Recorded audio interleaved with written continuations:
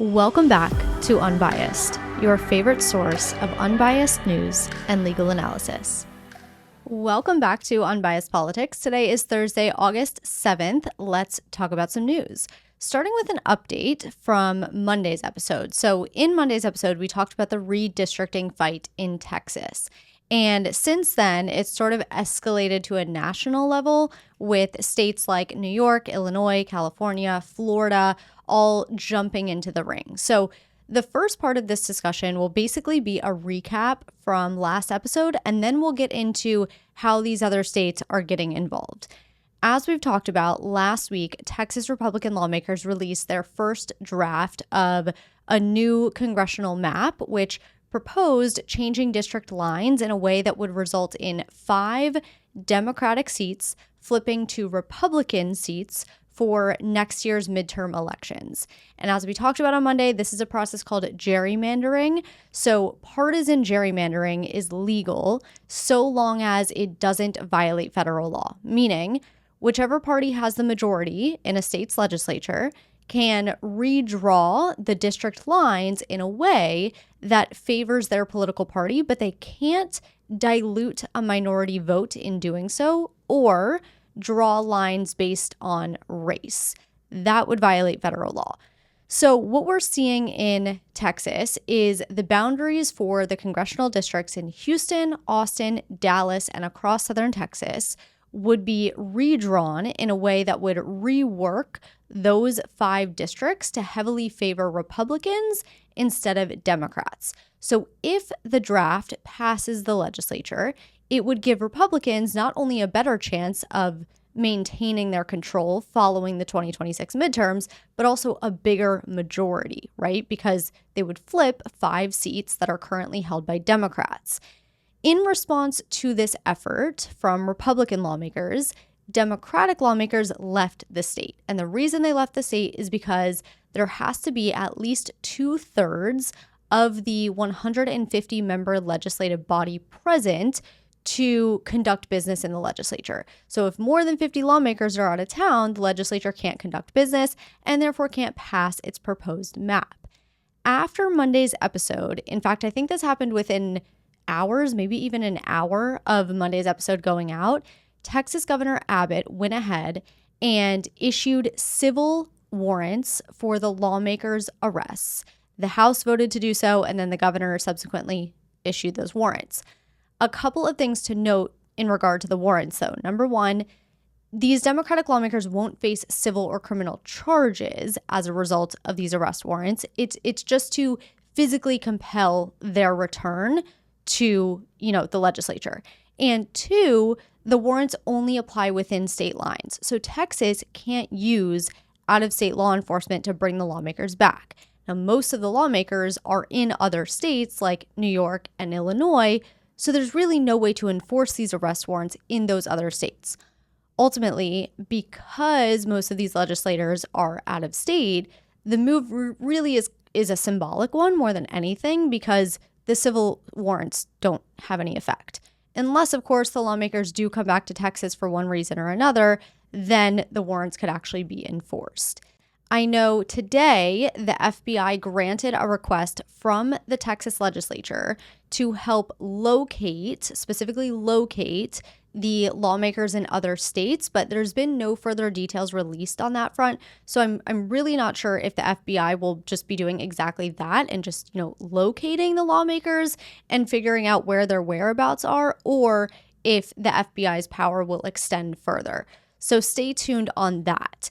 Now let's talk about the national fight. New York, California, Illinois, Florida, Missouri, and Ohio have all threatened to partake in their own redistricting to counteract, or in some cases assist, Texas's plans. Obviously, California, Illinois, and New York are blue states. Florida, Missouri, and Ohio are red states. So New York, California, and Illinois would be redistricting to counteract Texas's move, but Florida, Missouri, and Ohio would be redistricting to assist Texas in adding more Republican seats.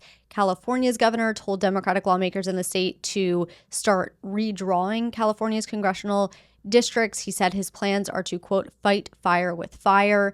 New York's governor also discussed the possibility of new maps in her state and said they're ready to do it if necessary.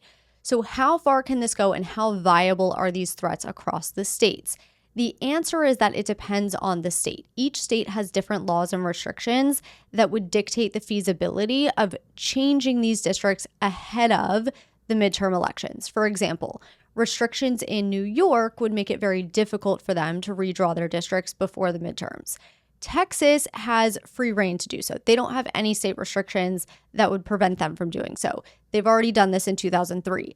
California has said that they could redraw their maps before the midterms, but only if voters approve of it in a ballot initiative that would have to be on the ballot this November.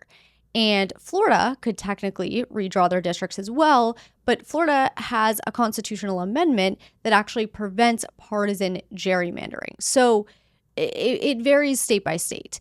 And, could all 50 states threaten to jump into the ring? Sure. But there are states that have rules in place that prevent them from doing so. Time will tell what happens here. That's the latest update. Before we jump off to the next story, a few of you wanted to know how courts determine whether congressional maps violate voting rights of a minority party and are therefore illegal. So whenever a state's maps get challenged for potentially being unlawful, the court will look at a couple of things. Does the map violate the Equal Protection Clause of the 14th Amendment or the Voting Rights Act of 1965? And depending on which constitutional, whether it violates the Equal Protection Clause or the Voting Rights Act, the analysis is a little bit different. So under the Equal Protection Clause, the key question the court has to answer is, was race the predominant factor in drawing the district lines? Meaning, did race override traditional redistricting criteria like geography, communities of interest, etc.? If yes, race was the predominant factor, the court would apply strict scrutiny to determine whether the map can stand. In other words, the state has to prove that the use of race was narrowly tailored to achieve a compelling government interest. If the state can show that, the maps are fine. If the state can't show that, the map must be struck down because it violates the Constitution. Under the Voting Rights Act, maps can't deny or dilute the voting power of a racial or language minority group. So to succeed with this type of challenge, the plaintiff has to show that 1, the minority group is large and geographically compact enough to form a majority in a district. 2, the group is politically cohesive, meaning it votes in a similar way. And 3, the majority votes as a block in a way that usually defeats the minority's preferred candidate. If the plaintiff can show all 3 of those things, the court will then look at the totality of the circumstances. So things like historical discrimination, racial appeals in campaigns, whether elected officials are responsive to the minority group's needs. These things will be taken together, and the court would determine whether a map can stand or must be struck down. So that's a little bit about how a court decides whether congressional maps violate the Constitution or federal law, which without really getting into the weeds of court analysis and all of that. Moving on, Attorney General Pam Bondi has formally ordered the Department of Justice to open a grand jury investigation into allegations that the Obama administration, or I should say Obama administration officials, manipulated intelligence related to Russia's interference in the 2016 presidential election.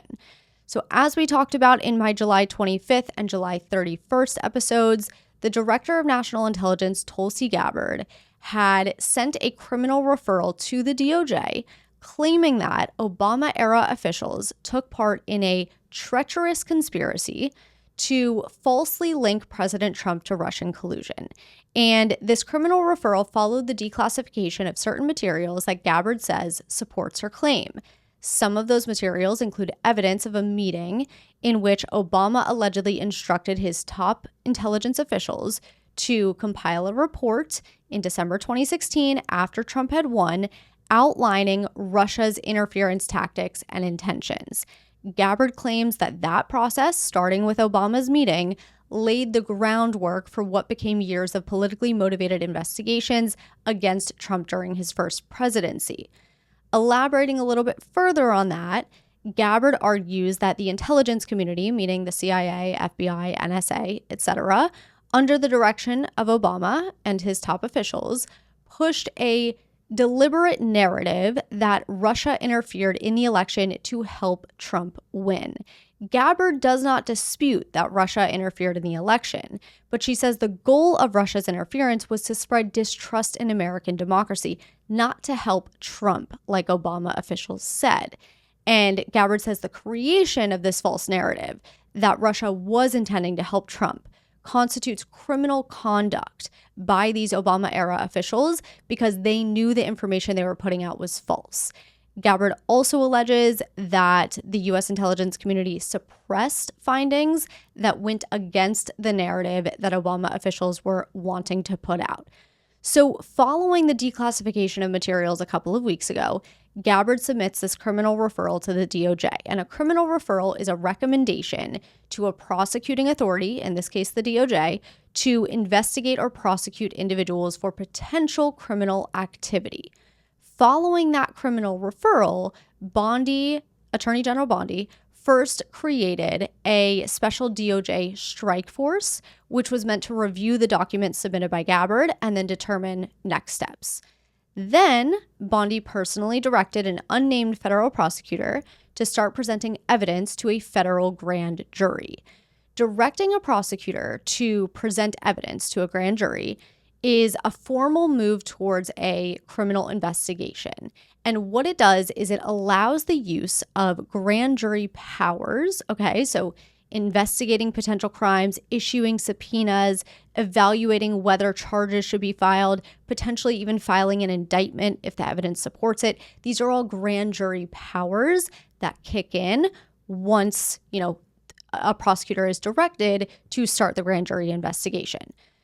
Notably, though, no individuals have formally been named as specific targets of the investigation, no specific charges have been disclosed, and the Justice Department has not set a timetable for when the grand jury will convene. So this is still very much in the early stages, at least as far as, the public is aware. With that said, we do know a few of the people who this investigation appears to be focused on.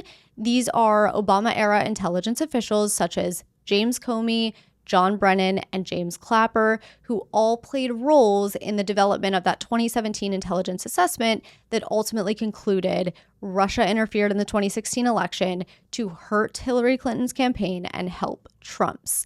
And the reason we know that these people are some of the people being looked into is because Trump officials have specifically named those individuals in talking about these allegations.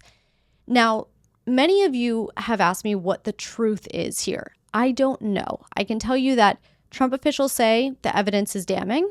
Critics, including former national security officials and legal analysts, have described the move as a political stunt. As we've talked about in past episodes, there were bipartisan reviews and investigations after the 2016 election that found, yes, Russia did interfere in the election. That's not disputed. But those bipartisan reports found there was no evidence that Obama officials took part in a criminal conspiracy or that Trump and Russia were working together. I would say a good indication of the truth here will be what comes of this grand jury investigation, meaning if a grand jury actually convenes, if evidence is actually presented to a grand jury, perhaps there is some evidence to support the administration's claims. But if we don't see anything develop, if a grand jury never meets, and so far one hasn't, it's likely that there's not enough evidence to support the administration's claims, right? And that's why they're not convening a grand jury. And even if a grand jury does meet, if no indictment is returned, that's another indication that there's not enough evidence to support the administration's claims. On the contrary, if indictments are returned, then it's safe to say there is evidence to support the administration's claims. So a good indication of the truth will be whatever comes of this grand jury investigation. Let's take our first break here. When we come back, we'll talk about some developments on the IVF front and the funding cuts for mRNA vaccine development. Welcome back. There's been a lot of talk in the last few days about Trump backing down on his promise to make IVF free. So I want to give you some context and tell you what we know, where this is coming from. What we know is that this story originated from the Washington Post. Okay, so the Post reportedly spoke with two people with knowledge of an internal White House discussion. And the Post subsequently reported that the White House does not plan to require health insurers to provide coverage for IVF services. And this is something that Trump talked about doing on the campaign trail. The two individuals that spoke to the Post also reportedly said that White House officials are backing away from proposals discussed internally to mandate IVF coverage for people on Obamacare. The Washington Post also reported that a senior administration official said, quote, "While expanding IVF access remains a huge priority for Trump, the president can't legally make IVF an essential health benefit without Congress first approving legislation to do so." End quote. And just to give a little more clarity there, to require health insurers to cover the cost of something, it has to be classified as an essential health benefit. It's up to Congress to dole out that classification, not the president. And insurance companies generally can't be told to cover things that are not essential health benefits. So what this senior official is saying is that Trump can't require health insurers to cover IVF without Congress first making the move to classify IVF as an essential health benefit. As we know, on the campaign trail, Trump promised to make IVF free. He said that if he returned to office, the government would find a way for IVF to be covered for all women and couples wanting the treatment, whether that was the government paying for it or mandating that insurance companies pay for it. He also at one point called himself the father of IVF. So the reason this Washington Post article is being picked up is because it seemingly shows that the administration does not actually have plans to act on that promise. We know back in February, President Trump signed an executive order titled Expanding Access to In Vitro Fertilization, which gave the Assistant to the President for Domestic Policy 90 days to submit a list of policy recommendations on protecting IVF access and aggressively reducing out-of-pocket and health plan costs for IVF treatment. That 90-day deadline expired in May, which presumably means the president received that list of policy recommendations months ago, but we have not seen the White House say much on the issue since. That's not to say they're not working on it behind the scenes. That's not to say they'll eventually come out and say something about IVF. That's just to say nothing's been talked about, despite that report being due in May. Okay, we're going to move on now to the mRNA cuts. So this week, the HHS announced that it's winding down mRNA vaccine development activities under the Biomedical Advanced Research and Development Authority, also known as BARDA. BARDA, just for some context, is a government agency that helps the U.S. prepare for public health emergencies by funding and accelerating the development of medical technologies like vaccines, treatments, and diagnostics. BARDA focuses on threats like pandemics, bioterrorism, and outbreaks of dangerous infectious diseases. So it often works with private companies to fast track tools and vaccines for combating things like COVID, Ebola, anthrax, chemical exposure, etc. And it was BARDA that played a key role in Operation Warp Speed, right? That was the push to get vaccines out quickly during the pandemic. So that's a little bit about BARDA. All cuts are to projects being funded by BARDA. In total, the HHS is terminating 22 mRNA vaccine development investments totaling just under $500 million. The department said that it will allow the completion of some of the final stage contracts to, quote, preserve prior taxpayer investment, but that no new mRNA-based projects will be initiated. So what I want to do is go over the baseline talking points for the story, like why it's happening, what the impacts will be, and then I'll answer some of the more specific questions that some of you submitted yesterday on Instagram. First, why is the HHS doing this? According to HHS Secretary Kennedy, it's because mRNA technology poses more risks than benefits, specifically for respiratory viruses like the flu and COVID. Kennedy explained, quote, "Most of these shots are for flu or COVID, but as the pandemic showed us, mRNA vaccines don't perform well against viruses that affect the upper respiratory tract. Here's the problem. mRNA only codes for a small part of the viral proteins, usually a single antigen. One mutation and the vaccine becomes ineffective. This dynamic drives a phenomenon called antigenic shift, meaning the vaccine paradoxically encourages new mutations and can actually prolong pandemics as the virus constantly mutates to escape the protective effects of the vaccine. End quote. Kennedy used the example of those that caught the Omicron variant of COVID after already being vaccinated and said that's an example of a single mutation that can make the vaccine ineffective. Now, is what Kennedy said true? Partially. There are studies that support what he's saying and show that mRNA vaccines are not effective, but there's also many others that show that they're extremely effective. Ultimately, a lot of the controversy stems from what people consider to be effective. So, as an example, many of us know someone who got COVID even after being vaccinated. Maybe it even happened to you. Those people, despite being vaccinated, could still spread the virus to others. So that's an argument for it being ineffective. But many studies also show that these people were getting less sick than they would have been if they didn't get the vaccine and were less contagious because of the vaccine. So that's an argument for effectiveness. Then you have the mutations. As COVID mutated, the vaccine becomes less effective. That's why booster shots were created. So that's another argument for ineffectiveness. So really the controversy stems from what is effectiveness, right? What does it mean to be effective? Notably, critics of Kennedy argue that the claim that mRNA vaccines are ineffective at preventing upper respiratory infections reflects a narrow interpretation of the data that does not represent their ability to reduce severe illness, hospitalizations, and death. Experts further argue that mRNA vaccines are the only vaccine technology that can be developed quickly enough to respond swiftly to a new pathogenic threat, and the fact that they can slow the spread, reduce illness, and prevent hospitalizations is incredibly effective for those purposes. So what can we expect as far as impacts? Well, this is a massive cut in federal funding for mRNA vaccine development specifically. So pharmaceutical companies and private companies will no longer have access to these federal funds to support these research efforts. Could pharmaceutical companies and private companies still fund research on their own dime? Sure, but they'll no longer have access to government funds. Now, this could trigger a lot less mRNA research, potentially even cause pharmaceutical companies and private companies to stop researching mRNA vaccine development altogether.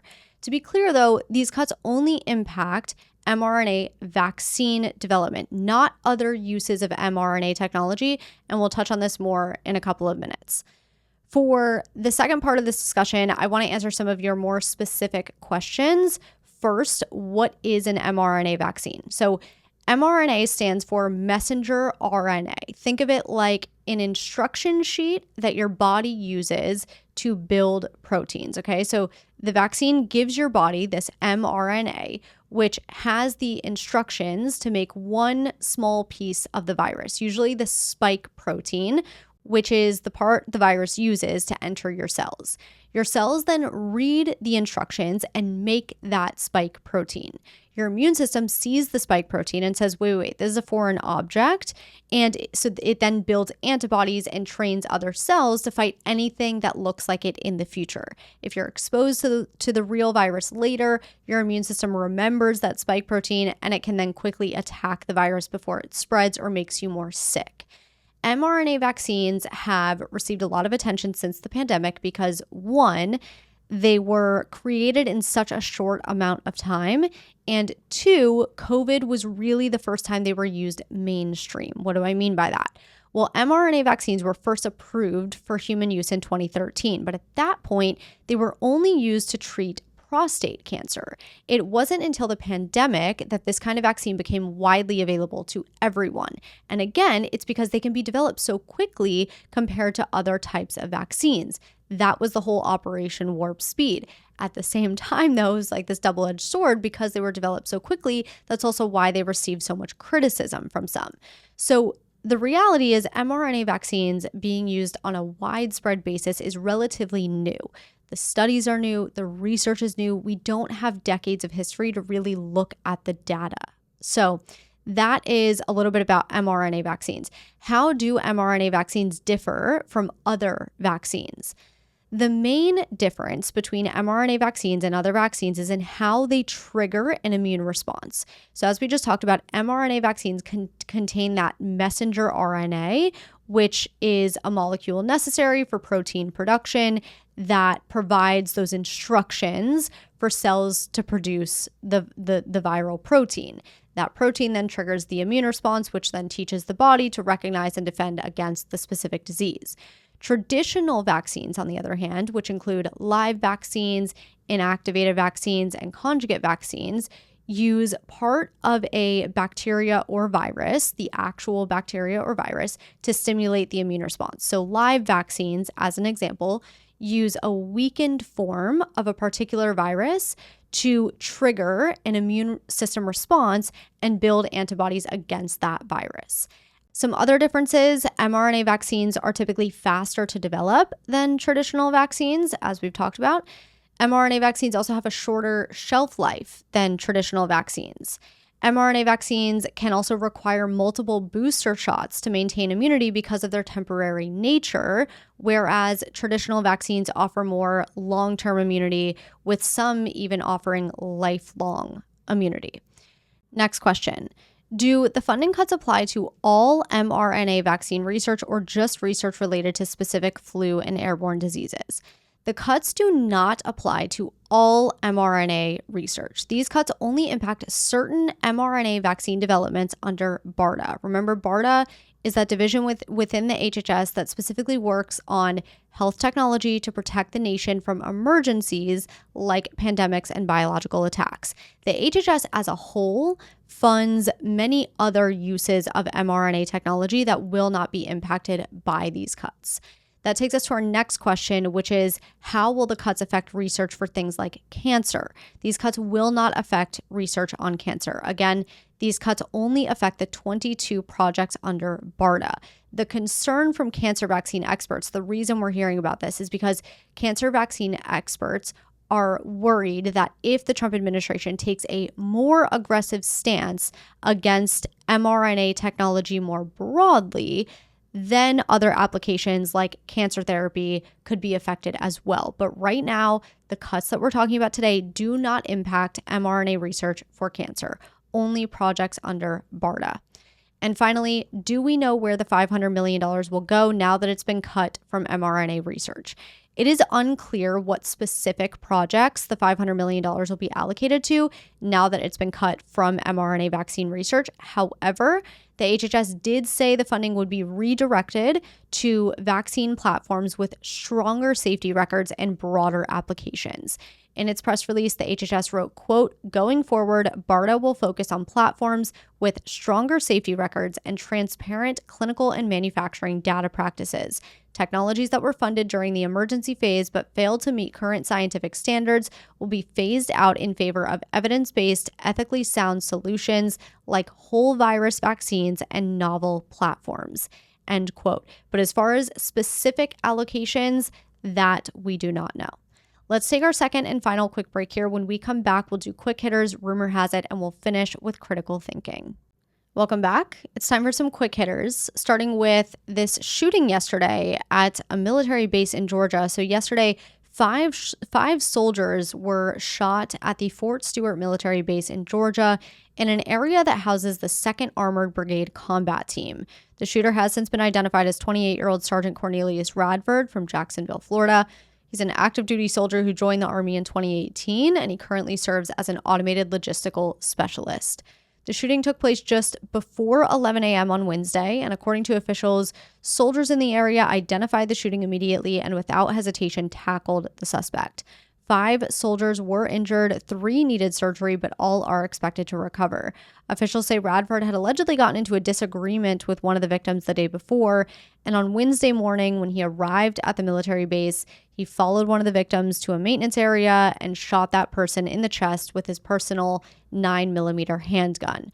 Once Radford was subdued and arrested, he was taken into custody and interviewed by the Army's Criminal Investigation Division, and he is currently in pretrial confinement while he awaits a charging decision.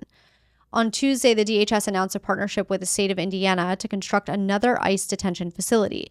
The new detention facility, also called the Speedway Slammer, will be located at the Miami Correctional Facility, not to be confused with Miami, Florida. This is a correctional facility in Indiana. The facility, which can currently house around 3,000 people, is located about 70 miles from Indianapolis on a former Air Force base. DHS Secretary Kristi Noem said the new partnership will expand detention bed space by 1,000 beds. Apple announced another $100 billion commitment to America yesterday, totaling a U.S. investment of $600 billion over the next 4 years. Apple CEO Tim Cook said in a statement, quote, "Today we're proud to increase our investments across the U.S. to $600 billion over 4 years and launch our new American manufacturing program. This includes new and expanded work with 10 companies across America. They produce components that are used in Apple products sold all over the world, and we're grateful to the president for his support." End quote. And speaking of the president, President Trump said in a social media post that he directed the Commerce Department to, quote, "immediately begin working on a new and highly accurate census based on modern day facts and figures," end quote. He added that those in the country illegally will not be included in the census. Now, it's unclear whether Trump is referring to a modification of the official 2030 census or some new type of census that would take place earlier. Notably, in Trump's first term, he did attempt to change the official U.S. Census to exclude non-citizens, but in 2019, the Supreme Court ruled that the Commerce Department's attempt to add a citizenship question to the 2020 census violated federal law. For more quick hitters, don't forget to subscribe to my newsletter, which goes out tomorrow. It goes out every Tuesday and Friday. The sign-up link can always be found in the show notes for each episode. All I need is your email address. And every Tuesday and Friday, you'll be hit with quick hitters in politics, pop culture, business, international, and health news. So a lot of genres covered. Now it's time for Rumor Has It, my weekly segment where I confirm, dispel, and or add context to recent rumors submitted by all of you. This week's Rumor Has It is sections of the Constitution were deleted from the government's official webpage. This is true. Portions of Article 1, Section 8, as well as the entirety of Article 1, Sections 9 and 10, were removed from the text of the Constitution on the Library of Congress's Constitution website as of yesterday. As of today, they are back up. So the missing portion started about 2/3 of the way through Article 1, Section 8. Article 1, Section 8 lists all of Congress's core constitutional powers. So starting at "to provide and maintain a navy," everything just kind of disappeared. Section 9, which deals with things like the writ of habeas corpus, bill of attainder, taxes, titles of nobility, that was also gone. Section 10 of Article 1, which includes provisions such as states not being allowed to enter into treaties, states not being allowed to impose taxes on imports and exports without the consent of Congress, and states not being allowed to engage in war unless invaded was also gone. Remember, Article 1 of the Constitution is all about Congress, right? Article 2 is all about the executive, and then Article 3 is all about the judiciary. So the three branches of government are split up into the first three articles of the Constitution. So it was those 2.5 sections of Article 1 specifically that were missing. In a post on X yesterday at 11 a.m., the Library of Congress wrote, quote, "It has been brought to our attention that some sections of Article 1 are missing from the Constitution annotated website. We've learned that this is due to a coding error. We have been working to correct this and expect it to be resolved soon." Then, around 3 p.m., the Library of Congress wrote, quote, "Update, missing sections of the Constitution Annotated website have been restored. Upkeep of Constitution Annotated and other digital resources is a critical part of the library's mission, and we appreciate the feedback that alerted us to the error and allowed us to fix it." End quote. When I checked the site myself around 1 a.m. today, everything was back up and running as normal. As a final note, the full text of the Constitution is also available on the National Archives website, and there have been no issues there. Finally, let's finish with some critical thinking. This segment is not meant to be too complex. It is not meant to stump you. It's just meant to be an exercise for your brain in a world where we are constantly told how and what to think.